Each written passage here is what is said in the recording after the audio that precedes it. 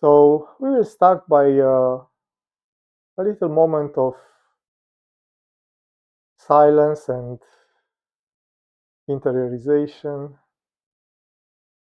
closing our eyes, relaxing, detaching ourselves from the thoughts and worries of the day,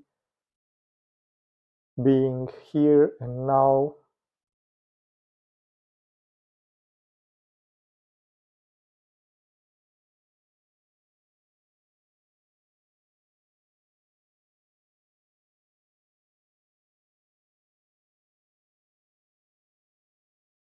And in keeping with the last lesson, we become aware that this is a good moment, being together, sharing the teachings, aspiring to discover new depths of the soul.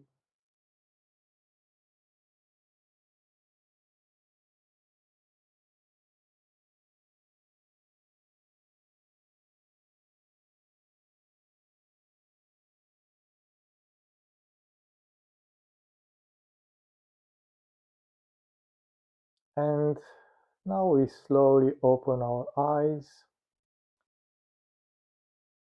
and we will start today's lesson,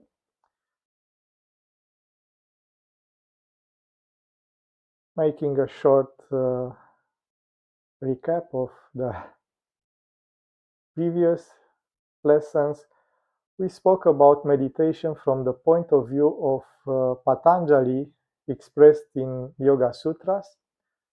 Like I told you, Yoga Sutras are more a meditation book than a yoga book. And this is because in the old days, yoga was meditation and less hatha yoga, less asanas. But still, Yoga Sutras are very precious in this understanding of what meditation is and how we can go deeper and deeper in this practice. And for this reason, we spoke about the Ashtanga, the 8 parts or 8 limbs of yoga. Sure, this is not the whole Yoga Sutras, even though it's become the most famous one. Everybody knows about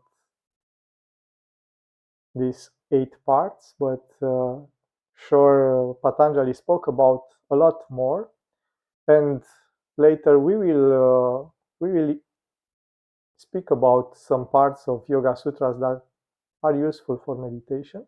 But for now, we will speak about all these 8 limbs, 8 parts of Yoga Sutras of yoga according to Patanjali. Just so the goal of this is just to have a good foundation for meditation and the foundation that we all share. Because, of course, we learned about during our experiences with meditation, we learned about a lot of practices and way to meditate, but it's good to just remember and uh, have this good foundation. So understanding better all these parts of the Yoga Sutras of the yoga explained by Patanjali help us to have this good foundation for meditation, regardless of the form that our meditation takes.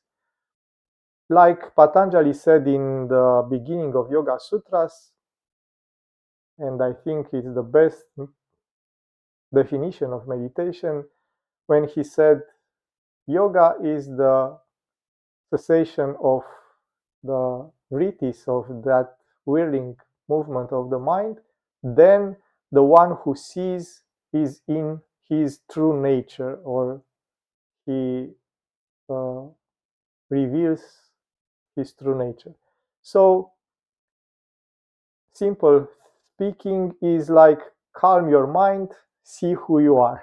This is the essence of all meditation techniques. And if you look closely, you will see this pattern. Calm your mind, see who you are. And the eight limbs part of yoga, of Patanjali, is the practical way to calm your mind and see who you are. And we spoke about yama and niyama seen through this lens of how these yama and niyamas help us to have a more calmer or a calmer mind. Because if we have a calmer mind, then it's easier to meditate. If our mind is agitated by uh, anger, desires, etc., etc., then it's very difficult to calm the mind and meditate. So for this reason, it's good to practice these yama and niyamas in our life. Be good, be calm, be simple. Don't accumulate too many things, and so on and so forth. Study yourself, have a pure mind, uh, have enthusiasm, have that inner gratitude for all the things that you have. Recognize these good moments like we start today. This sharing of teaching, it's a good moment and we can enjoy it without making too much of a, I don't know, problem of it. We just enjoy to speak about spirituality and our search for deeper meaning. So for this reason, we now we will explain a bit about asana, the posture for meditation. For sure, in modern times, asana become to be understood like a range of different positions of the body uh, taken from the hatha yoga tradition. And every time you say to someone, I do yoga, they imagine that you, I don't know, put your legs around your neck or something very acrobatic and difficult. But asanas in Patanjali's vision and in traditional vision, because if you look at Upanishads and other texts, even Bhagavad Gita, the asana is seen as the how you sit for meditation, how you sit to be aware more precisely. Because, for example, Abhinavagupta in Shaivism, it's saying that a true yogi, every every uh, every way he sits, he is in an asana. So the way he sits his body is the asana. And for sure, this is an important thing to remember and to practice, to be aware how you sit, how you uh, keep your body.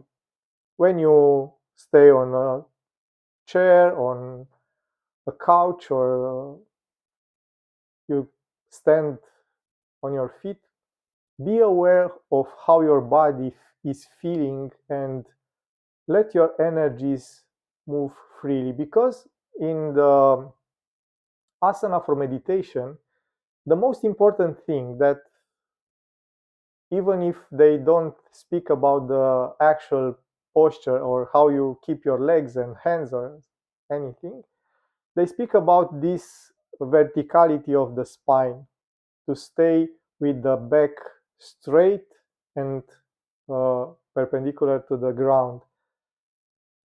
And this is like all agree.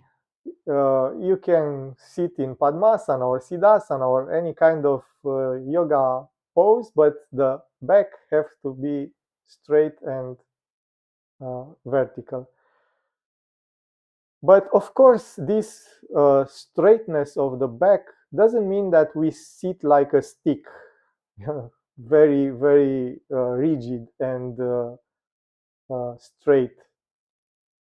This verticality of the spine, it's about letting the energies flow freely through the spine, through Shushumna Nadi, that middle channel. And for this reason, of course, we have to be very aware, or the best that we can, of how does it feel from the inside. So we don't have to stay like soldiers with the shoulders all the way to the back and like rock without moving, and even if our back hurts we just stay still, because it's not about this, it's about letting your energy flow. Yes. And yes, at the beginning, because we are so used to stay a bit crooked and not right, when we try to straighten our back, it's a bit uncomfortable. It's not like we want to do it, and the back is not happy with us doing this. For this reason, we have to be like a little bit like in a dance, just adjusting until we feel that inner balance. Because when Patanjali defines asana, he used these two words, stiram sukham asanam. Yeah, this is the sutra where he speaks about what asana means. Stiram sukham asanam. So asanam means asana, the pose. Stiram, it's a word that means in the same time without moving, so still, and firm. But in the same time, sukham means pleasant, relaxed. So these two words are a bit like on the opposite ends. If I stay firm and still, I cannot be relaxed and pleasant. Yeah. And if I sit pleasant and relaxed, I am not firm and unmoving. So finding this balance between staying straight, vertical, and be in the same time quite relaxed and feeling good is the essence of asana, the essence of the pose.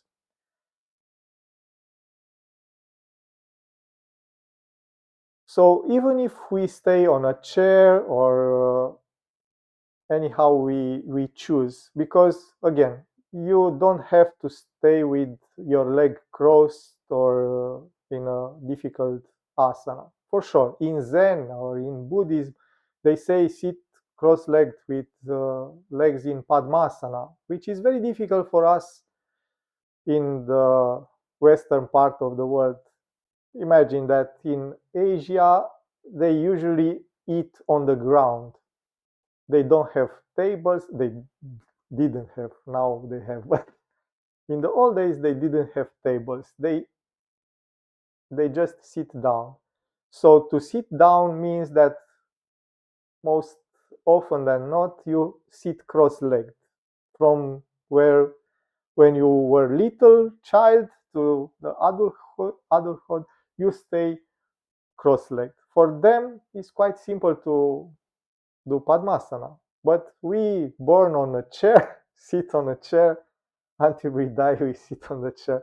So for us, it's more comfortable to sit on a chair than sit with cross-legged. For sure, we can learn to use an asana, but it's not essential for meditation. It can help. And today's lesson will be about how we can use the asana to calm the mind, how we can use the way we keep our body to calm the mind. But the essence, again, the essence is just to have a balance between the firmness, the stillness of the pose, and be relaxed enough and feel good in your body to sit for a long period of time without feeling discomfort. Because if you feel discomfort, then your mind will be obsessed with that discomfort and you cannot do meditation. For sure, there are some schools of meditation in Buddhism, like Vipassana. They say stay without moving. If your knees hurt, make the pain in your knees the object of your meditation and just support it. But in Hridaya, we don't do this. We want to feel good enough, not like so good that we fall asleep, yes, because otherwise we will do the meditation in Shavasana, laying on the ground, but good enough to stay still long enough to uh, see who we are, yeah, relaxing and calming the mind, see who we are. So this is the most important part. And to achieve this verticality of the spine, the most difficult part and maybe the most important part is the lower back. Yes, this part of the back. Yes, the position of the spine, it's like a very shallow uh, S, you know, it's going like this. So in the chest area is going a little to the back so that together with the ribs and the sternum will form the rib cage, encasing the lungs and the heart. And in the lower back will go a little bit to the front, the spine. Yes, and it's describing this like an S but elongated. So it's not straight, it's not like a stick, it's curved.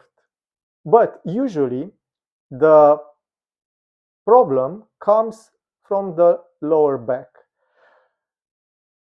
For this reason, we have to sit with the uh, hips, yeah, with the hip bone a little higher than our knees. When we sit in this way, our lower back will go a little bit to the front. Yeah, because the hip area will go a little bit to the front. So in this way, our back will be straight. So if you stay on a chair,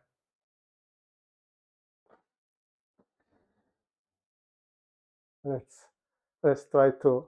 So if you stay on a chair, this is a bench, and I have this cushion, yes. And when I stay on the chair, my hips are higher than my knees if I put this pillow. And in this way, when I sit, my back is naturally straight. Yes. If I don't do this, I will stay a little bit carved. Yeah, like a bow. And yes, I can try to stay straight, but then I will feel some tension in my lower back because again, if my knees are higher than my hips, then staying straight is difficult. For this reason, when we do Vajrasana, yeah, you see, if I put the cushion, my back it's how it's supposed to be, without effort, without doing anything. If I don't have that, I will stay a little bit. I exaggerate, but to get the thing. Yeah. And if I want to stay straight, then I will stay contracted. So for this reason, we want the cushion. Yeah. And if I stay like this with the leg crossed, again, the cushion help us to raise my hips higher than my knees. It doesn't mean that it has to be a very big difference, but enough that my hips are going a little bit to the front. A little bit. If they go too much, then it's not so good. So this is with the back. The reason for this is that if my lower back is curved like this, the energy will tend to go to Svadhisthana chakra. And sure, Svadhisthana is with sexuality, but it's also with mind agitation, with dreams, with imagination, with thoughts, and all the things. And now, if you think about it, the couches and all the things that are put in the places that we socialize are like this. Yeah.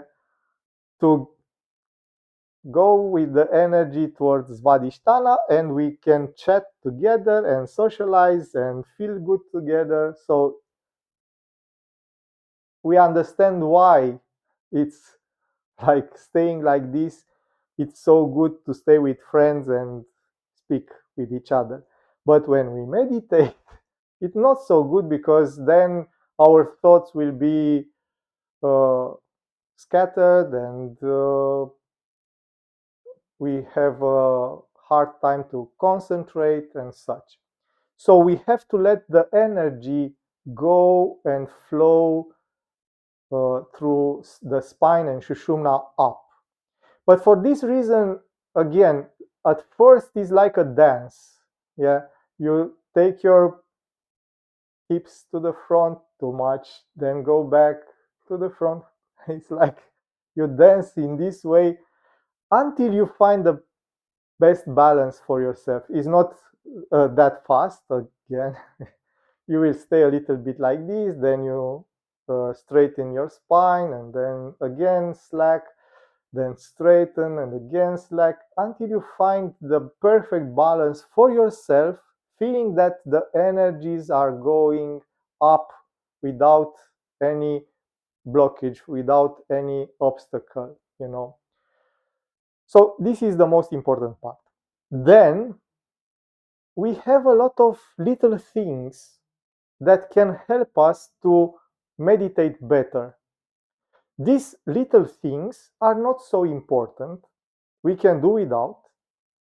But when we are at the beginning, we are beginner in meditation. And I assure you that beginner in meditation means that, I don't know, you meditate for 10 years or 20 years, you can still be a beginner. So it can help you, these little things, because your body, it's a reflection of your mind. We know that, yes, because if I have sad thoughts, I stay like I'm sad. Yeah. If I have happy thoughts, then I stay with a big smile. So we know that our our body reflects our mind. Again, if I am upset for something, I tend to keep my shoulders down, my chin down, and everybody can see that I am upset. If I am happy, I expand my chest, and my body language tells this. But it goes also the other way around. If I have an open position of the body and open the chest, my mind have this thing that, okay, maybe everything is good in the world. Maybe I'm happy. I don't know it, but maybe I'm happy, because otherwise, why will I stay with the chest open? Yeah, it's like the body can suggest to the mind the feeling of stillness, of openness, of quietness. So, for this reason, in different traditions of meditation, they recommend how to keep your shoulders, how to keep your head, how to keep your face, to help you with this suggestion that the body can give to the mind. Because you see, it's very difficult to put your mind in a position, but you can put your body into position. Yes, you can say to the mind, "Stay still," and she will not stay still. But you can force your body to stay still. Sure, with pain, but you can force it. So all these little parts again can help us. They are not necessary to reach deeper states of meditation, but can help you. And there is another aspect which is quite important.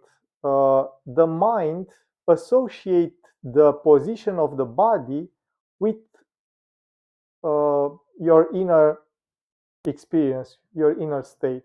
So for this reason, if I am upset, I stay like this. If I am happy, I stay like this. Sure, there are a lot of different way that we express our inner emotions and state of mind. So, uh, like a little exercise that you can practice is to become aware of your different uh, positions of the body during the day. And you will be surprised that you don't have so many positions. You think that, oh, I sit in so many different ways. But if you become aware, you will see when you stay on a chair, you have a few positions with the legs crossed, not crossed, leaning on the back, not leaning, but there are a few. When you stay on your feet, you have some positions. When you are happy and stay on your feet, you have some position. When you are sad or angry or something, a different position. But there are not so many. And the mind will recognize the, the state through the body. And you can, usually when you practice this awareness of the body, you will sometimes discover that your body tells you that your mind is not well. So, yeah, you discover that your body is contracted, and then, oh, yes, I am angry. I didn't know that I am angry, but my body told me that I am angry. So, being aware of the body, you can glimpse a little bit uh, what your mind is feeling, or what your mind is uh, happening right then. So some traditions recommend these little things uh, in a way to suggest the mind the calmness and the stillness, but in another way to check how the mind is.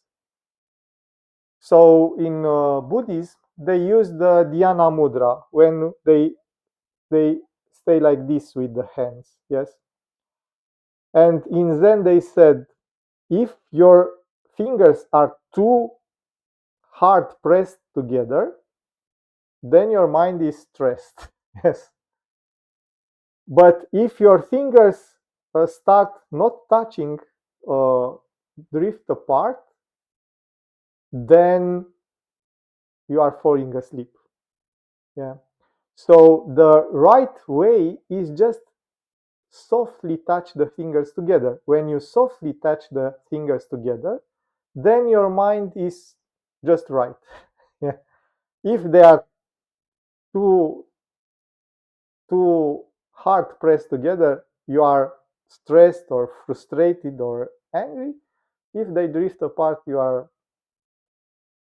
dreaming or sleeping. Yes.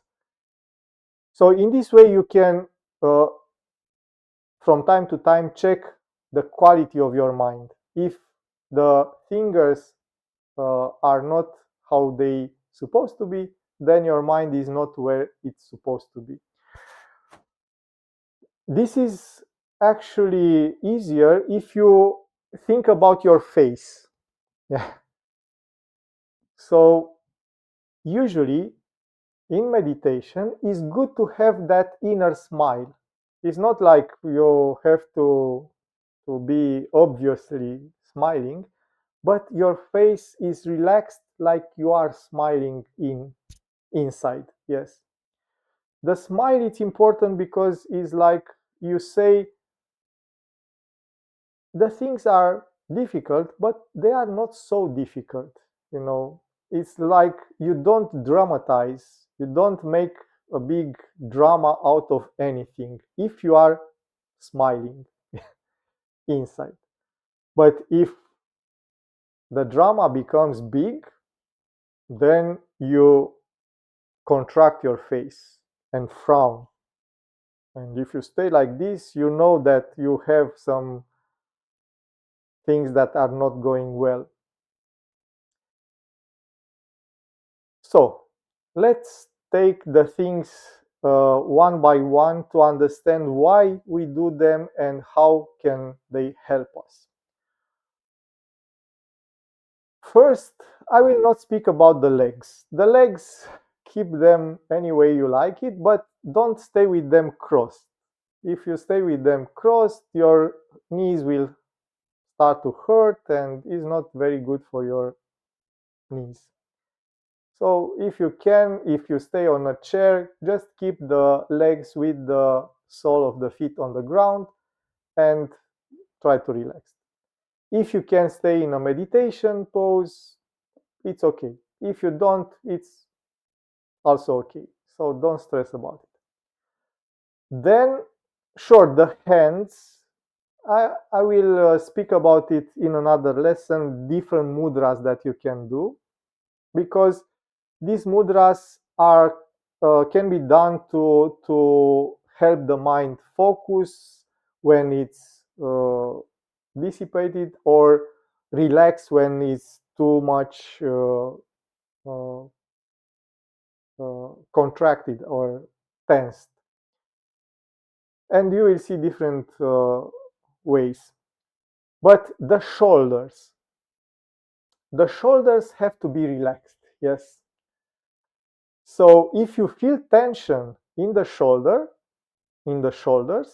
then for sure on the inside you are even frustrated or trying to concentrate too hard, and it's like your inner tension, your inner contraction manifests itself on the shoulders. In Buddhism, they say imagine that you have an egg on your axial, yeah? And it's like you hold an egg here. So you don't want to contract to crush the egg, but you don't want to be too lax to drop the egg. No. So this again, you see, is this balance between the firmness and the relaxation. So from time to time, check your shoulders. If they are too tensed, then you have a problem. If they are too lax, then you fall asleep. So it's better to keep them relaxed, but a little a little to the back. This taking the shoulders a little to the back, not too much to stay like in the army, like with the chest too much in the front, but enough to give you an inner feeling of openness. Yes, I am open. I feel safe. I'm in my safe space. When I meditate, I am with myself. I don't have to be afraid of anything during my meditation. So my position have to express this safe feeling that I have. In this moment, I don't think about any kind of problems. The problems are an hour away. Right now, I'm just with myself and I want to feel this openness to the universe, to God, to the divine consciousness, to the universal consciousness, however I want to define it. I want to be open. So, for this reason, I try not to bring the shoulders together when I meditate, and I want them to be relaxed and give me this openness of the chest. Because this openness of the chest becomes an openness of the heart. So, from time to time, check your shoulders. And if you feel tensed, just move them a little bit and let them be relaxed. Yes. Because again, we tend to associate concentration with the tension, an inner tension of the pose. So if I concentrate, I tend to contract, to focus, to yeah. But this kind of focus is it doesn't do well in meditation. Yeah, because my shoulder will start to feel pain and I feel exhausted. It's like I do some hard work, but it's not about this. Yes. So just try to be relaxed from the shoulders. Then the head. Again, like the shoulders, have to be relaxed. Uh, in Buddhism, they say that bring the chin a little bit to the back so the neck will straighten like this. I will stay from the side.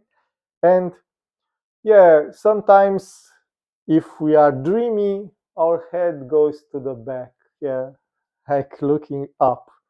If I'm sleeping, my chin goes to the chest. Yes, and this that movement. Oops, I just fall asleep. Oops.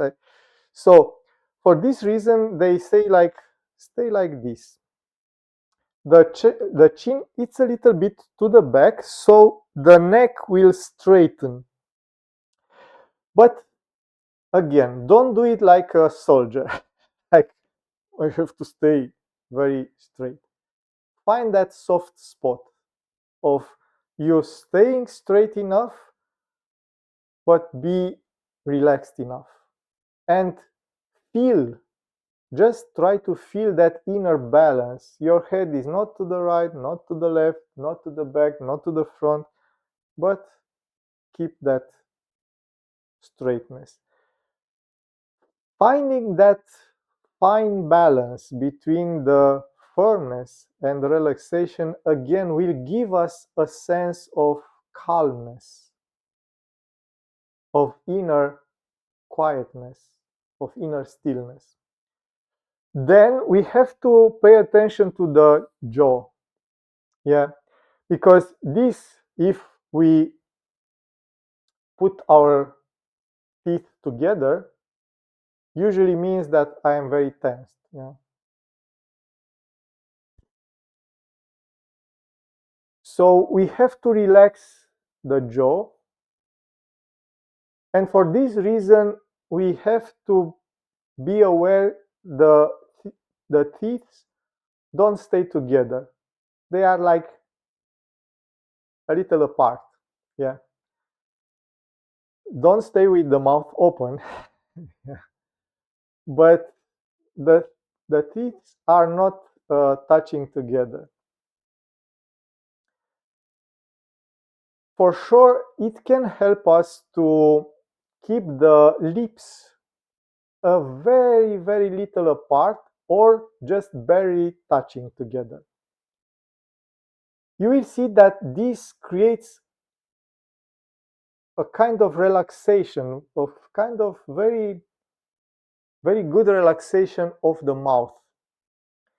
This is important and correlated, coupled with the tongue touching the upper part of the mouth, the palate, just behind the front upper teeth.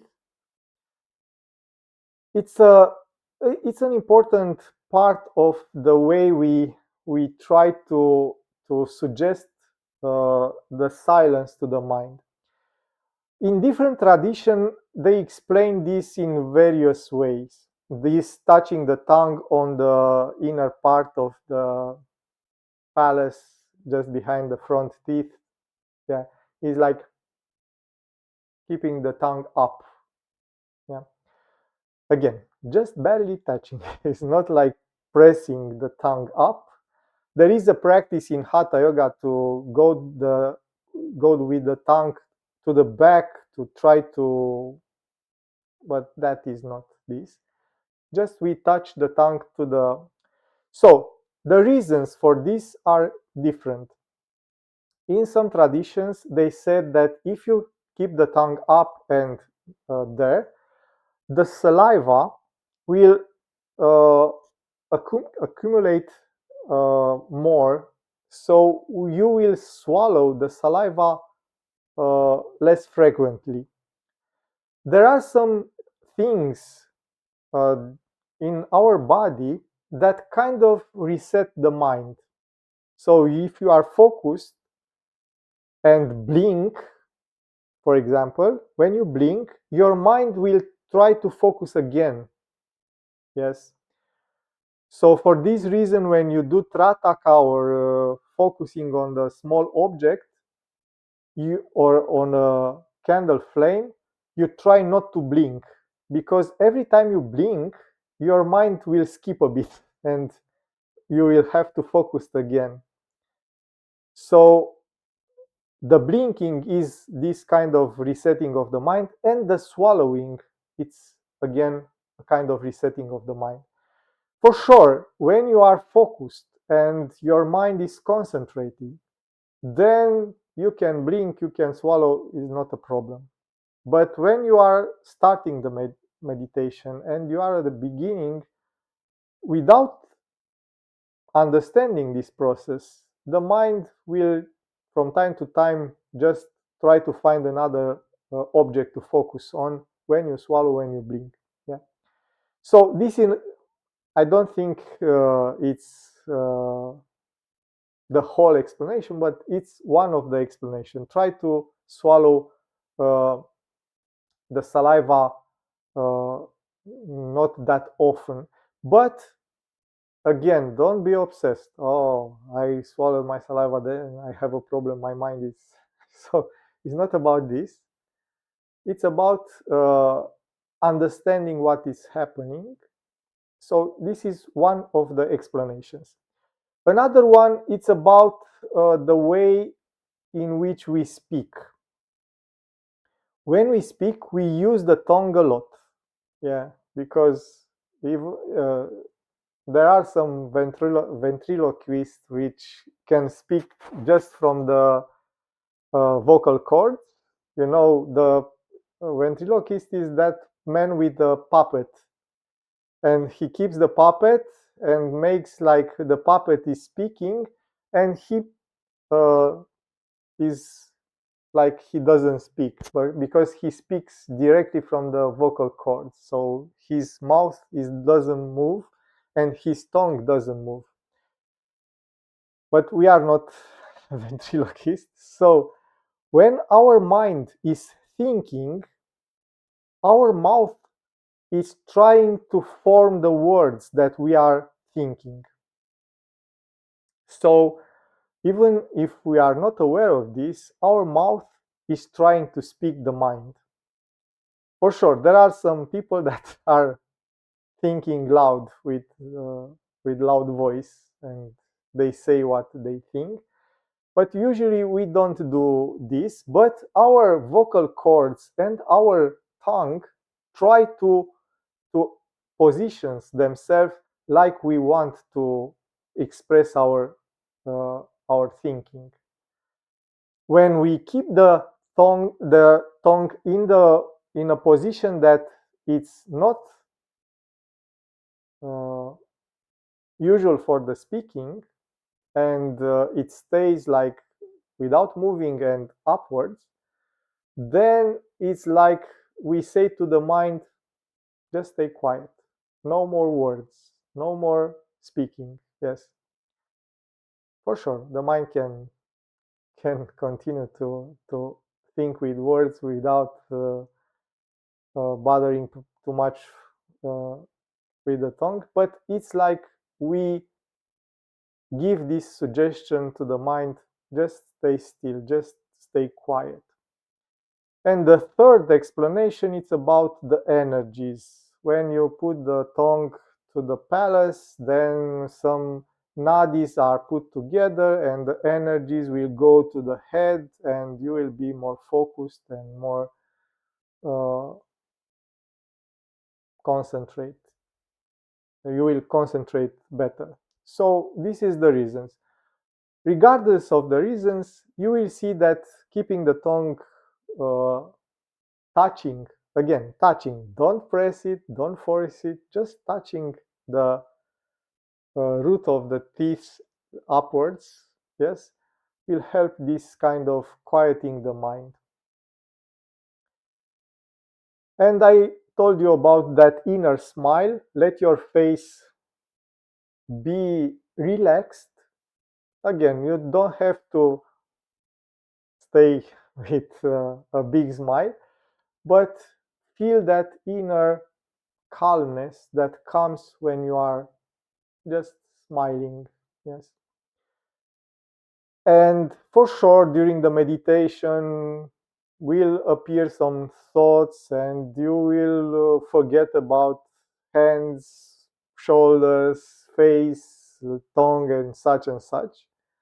But every time you become aware that your mind had drifted and you are not present and you are not focused on the heart and such, remember, straighten the back, open a little bit the chest, straighten the neck, relax the jaw, relax the lips, put the tongue on. And this way, you will make the mind learn that this is the position for meditation, you know. And it will become like things that it's a feedback loop is called. So when the mind sees the body sitting in the meditation pose, he will try to meditate. When the mind try to meditate, the body will sit better in the meditation pose. When the body sits better, the mind will be calmer. And in this way, we will help the mind to relax and be more focused. For sure, each of you have already, I think, a position in which you prefer to meditate. So each of you stay in a way that your mind associate with meditation. So I don't ask you to change this, just to become more aware of this inner flow of your inner energies. And when you feel that something is not flowing right or feeling right, try to find that inner balance. Yes, not stay super contracted, don't stay very lax, but find that inner balance so that you feel this inner flow. Uh, we will speak about more next week because we have two more things. The way we keep our hands and do the hand gestures, mudras, and the way we keep our eyes, because the eyes are an important part of how we meditate. But today it's already, we spoke about already for an hour, so it's better to have a meditation. Uh, but I think you already understood how the way you keep your body is important. Another thing that you can do and should do, again, become more aware of how you sit during the day. Transform your position of the body in an asana. So sit more aware, sit with consciousness, feel your body from the inside, and let your energies flow how you want, not how your position wanted. So when you are angry, for example, relax your shoulders, relax your body. You will see that your anger will not be so hot, So when you feel tired, straighten your back a little bit. You will see that tiredness usually means that you stay like not so. Straighten your back, you will see that you will be not so tired anymore and you can focus more, and so on and so forth. You stay on your chair in the car, yeah, driving. Again, find a better position to be more focused, to be more aware of the road, of what you do, without without force, without forcing it, yet without uh, contraction. This is the most important part. Don't contract yourself and don't stay without awareness. Finding this balance is very important. So let's meditate now. For this, please get in a comfortable position. Again, comfortable and firm, with the back straight.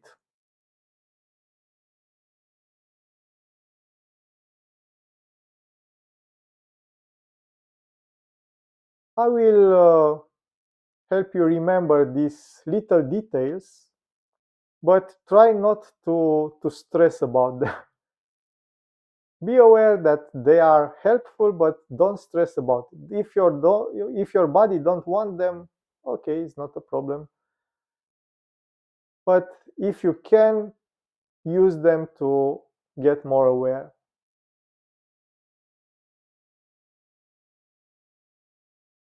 And also, if you feel the need to lean on your chair, put some cushion on the lower back, so you will stay better, even if you feel the need to lean on the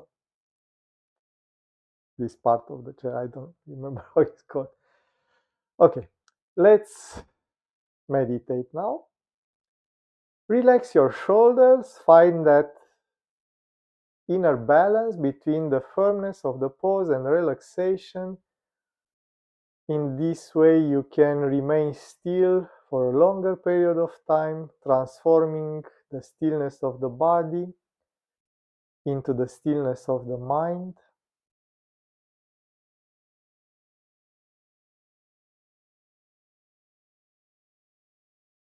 Feel the energies flowing freely throughout your spine. Shoulders a little to the back, opening the chest in an open attitude, like we want to embrace the world.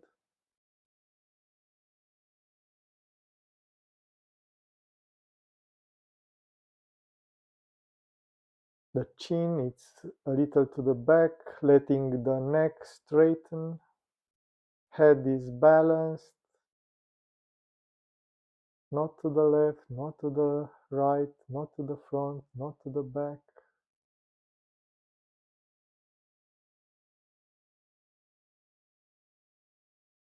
We try to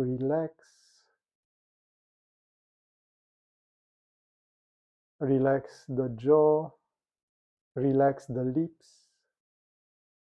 The lips are barely touching or a little apart. The tongue is touching the palate,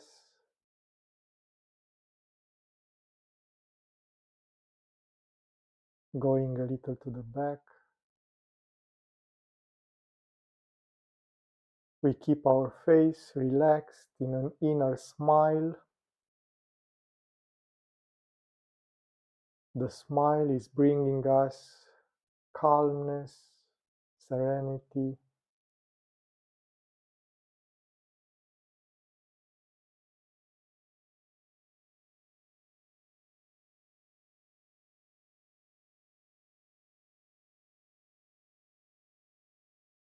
We center our awareness in the middle of the chest, a little to the right, that place that we point to when we say I.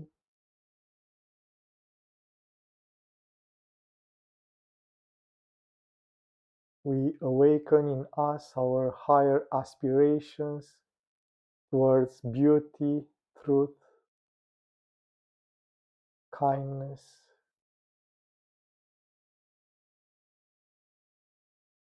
We consecrate our meditation to discover ourselves,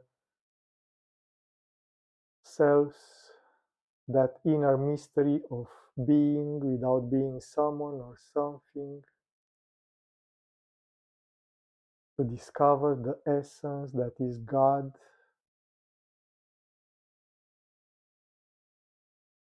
We consecrate our meditation for the benefit of all sentient beings. May they all be happy, may they all be wise, may they all be kind to each other, may they all be full of love.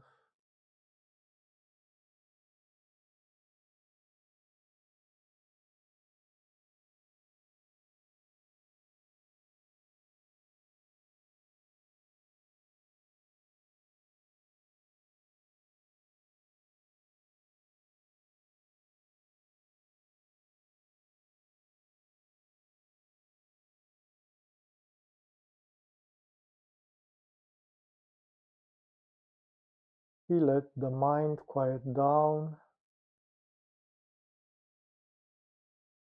keeping it present by observing the breathing, the gentle flow of the air in and out, calming the mind, relaxing the body.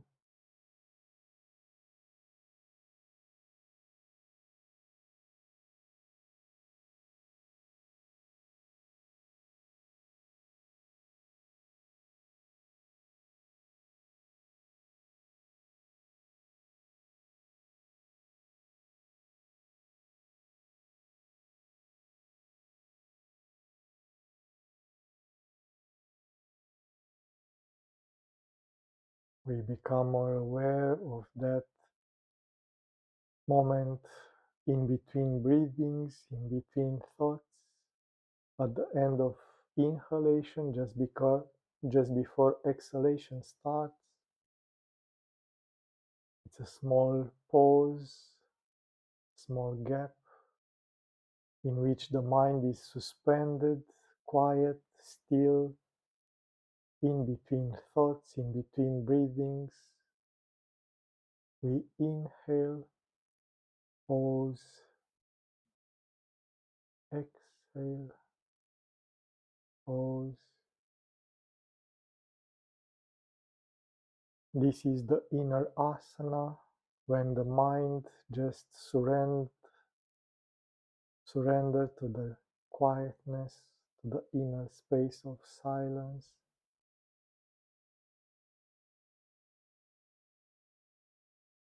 These short moments are interrupting the inner stories, and they help us to become more aware of this background of silence,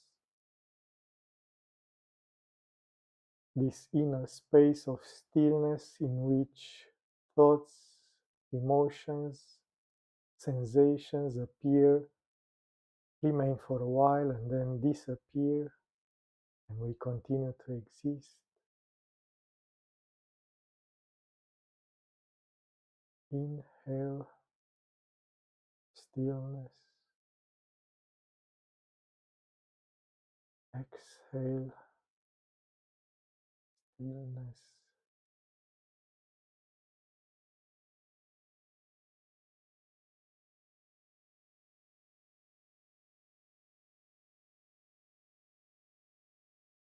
Inhale, going into the heart.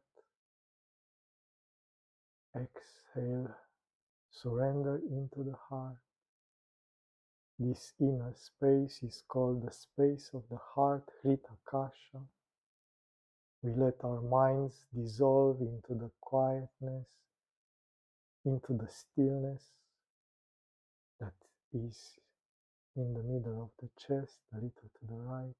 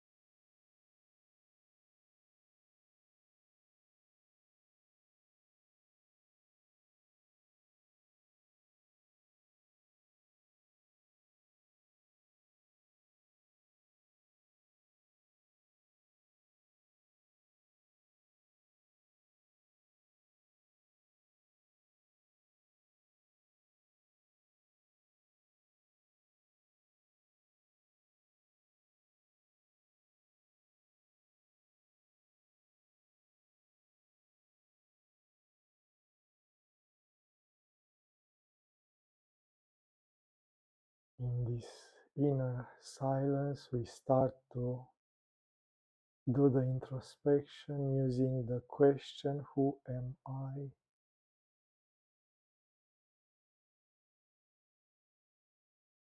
The answer is the existence itself, so the mind cannot answer.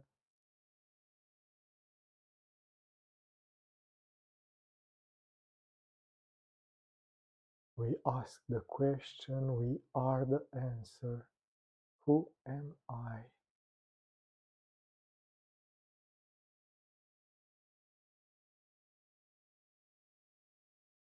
We can use everything that appears in our awareness to get back to this I am feeling, that answer to the question.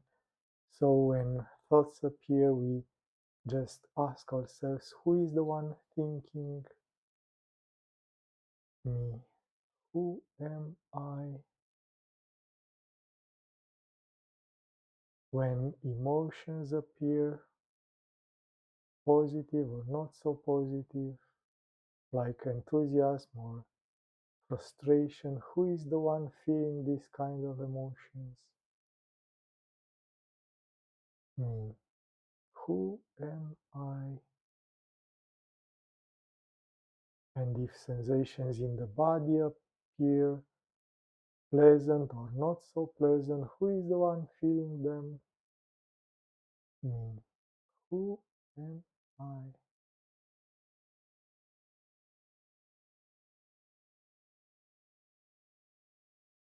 Gradually, this I am feeling becomes a tremor of the heart, a vibrating light so intense that we can surrender just being without being someone or something. Pure existence, pure consciousness, pure bliss. Who am I?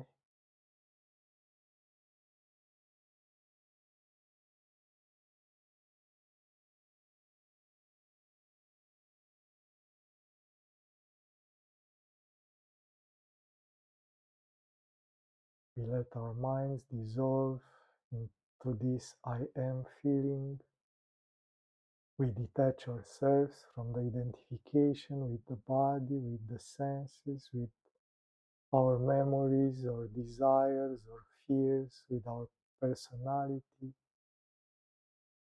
Who am I beyond all this? We ask the question. We are the answer. We are consciousness. We are bliss. We are infinite and eternal. We are.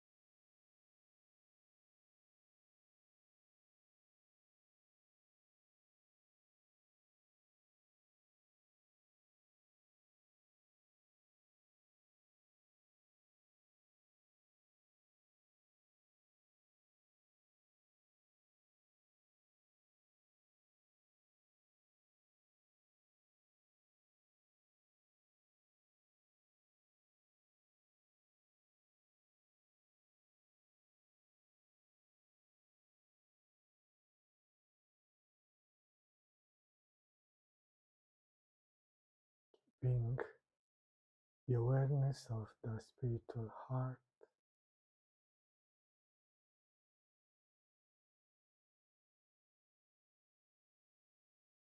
Gently open our eyes,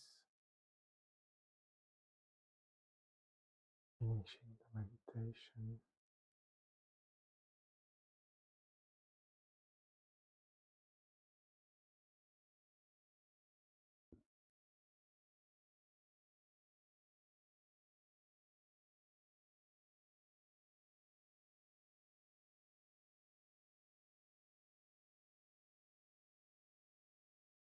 So, thank you for being here with me and sharing.